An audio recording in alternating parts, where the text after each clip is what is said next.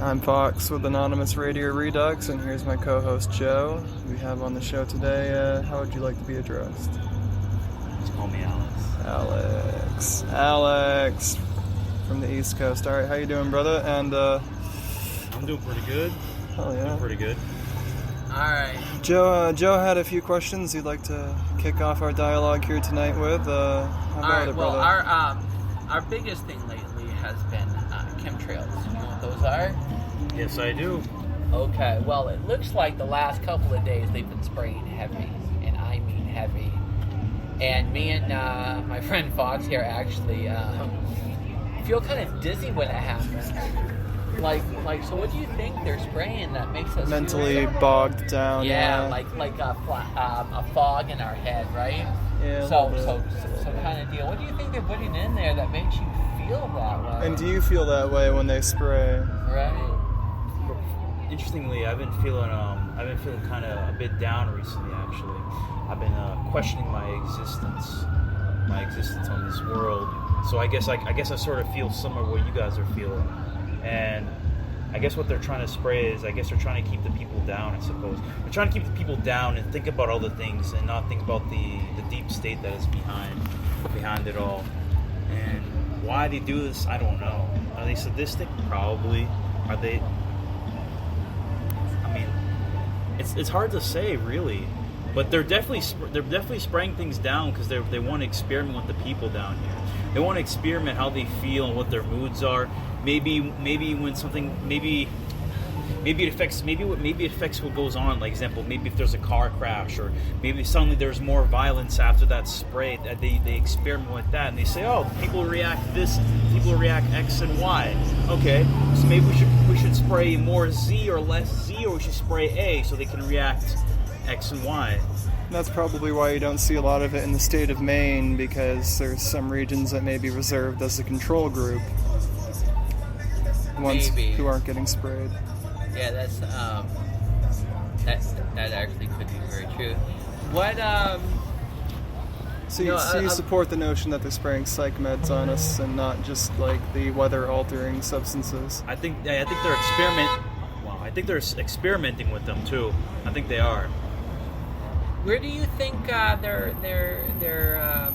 making these psych to these chemicals to react with our minds? Well, I can definitely say that maybe some of their ingredients are from the big pharmaceutical companies, and then I guess they pay the pharmaceutical companies for those ingredients. Whether their laboratories are above ground or underground, they're definitely doing it in the laboratory. The location of that laboratory, I'm not so sure, and I doubt they want the public to know. Well, I doubt it too. But let me ask you this, and this is just a hypothetical question. Do you think it could be Area 51?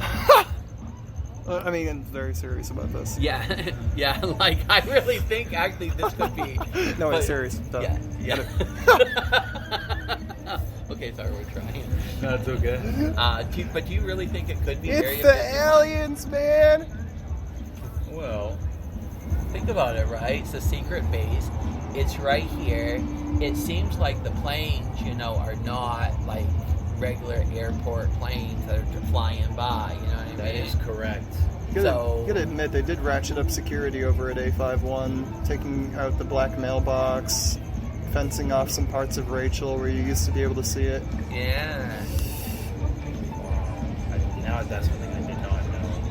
What I think they could be, since they're locally in the state of Nevada, they could be.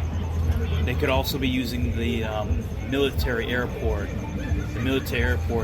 Nellis Air Force Base. I think that's one that's known around here, close by. So that's one of them. Those are one of the two areas, I would say.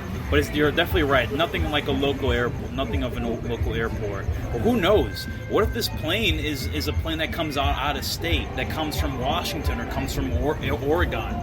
Something out of state, so that in case people like us that want to try and find out where it came from would never know, because it could be probably out of state.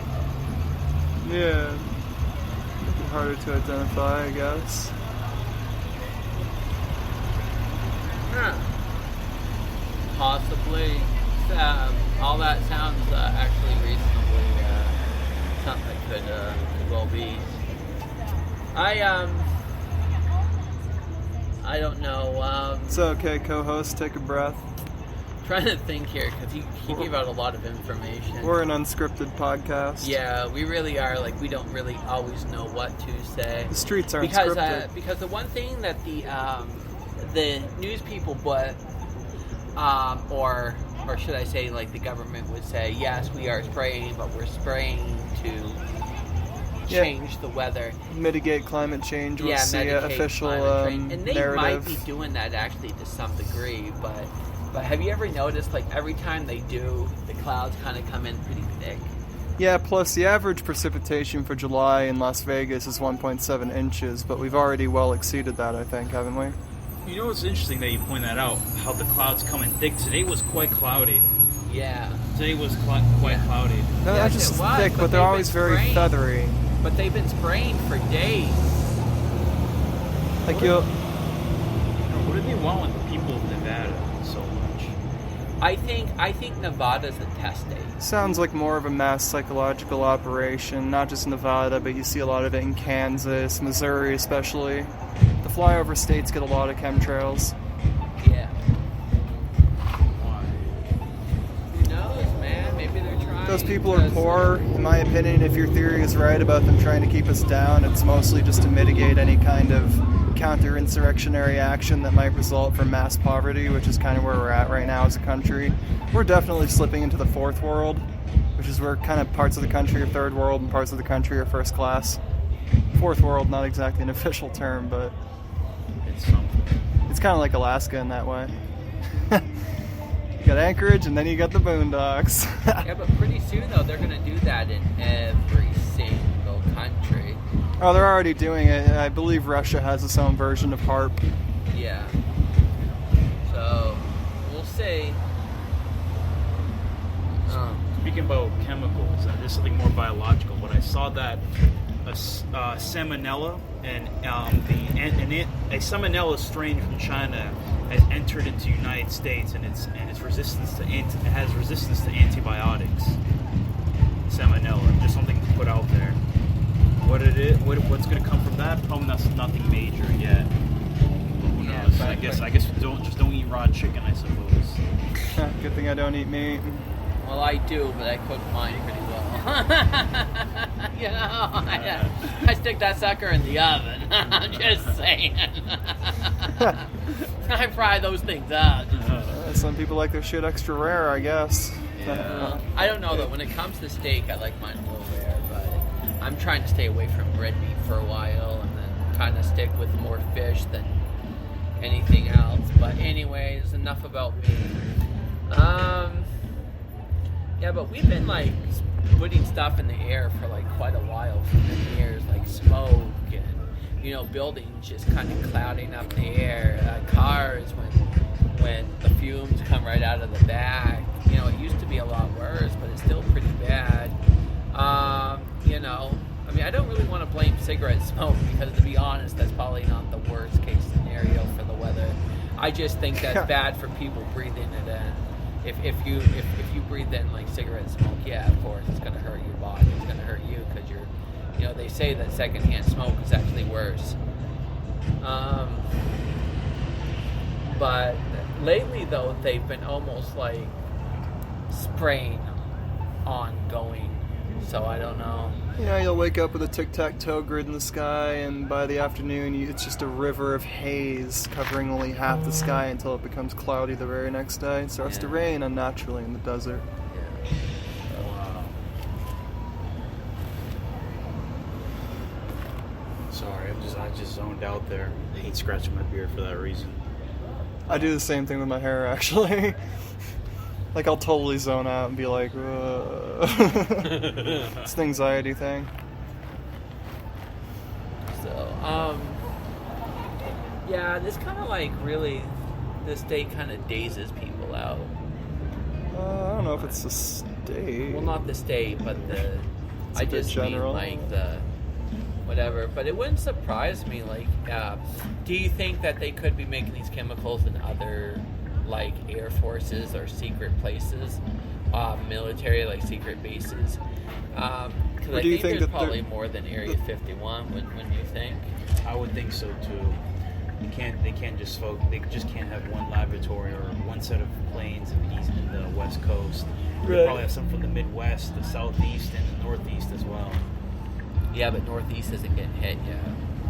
Well, I will say, when I was in Mast, we did get some of those chemtrail planes. Even when I was a kid, I'll be at the playground and I would see those planes up in the sky. I never wondered what they were.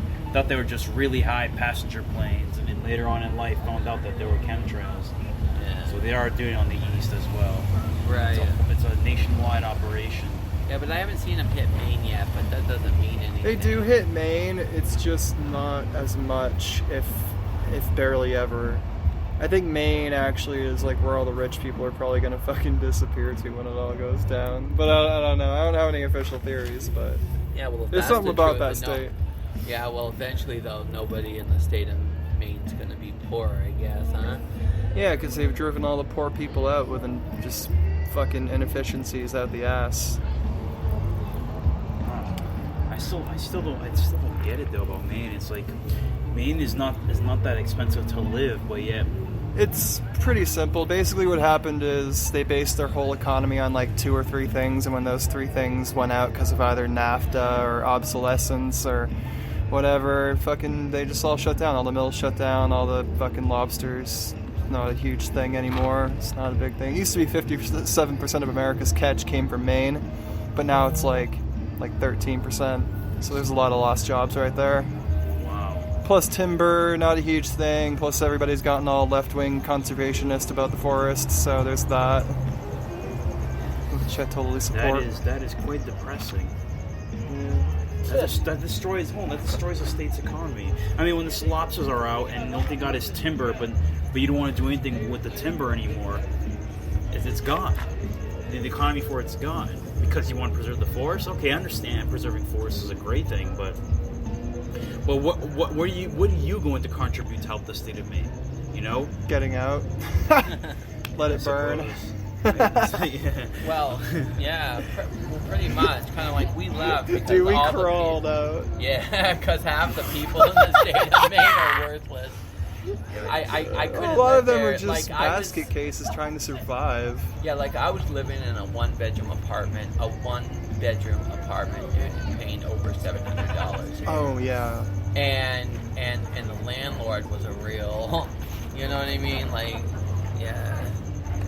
And so Test, check 1 2. You know, it's just kind of different in that aspect. So your landlord was a scumbag. pretty much. Yeah. In the Northeast, no way. I know, right? Kind of shocker. It doesn't happen ever in New York. But he was, though, he wasn't your friend. But you did have a steady job there, working there. But, okay, here's what I never understood. What really got you guys to get out of Maine? Other than nutcases? No future. Yeah, there. Basically, we had a choice between rolling the dice and hoping for the best out here, even if that meant pure homelessness, or spending the rest of our lives teetering between part-timers and government checks. Wow. And I think I speak for a good portion of my generation when I say that, because, wow. You know, I do remember... Shit's not working out. I do remember hearing that the class of 2016, which is I'm part of actually.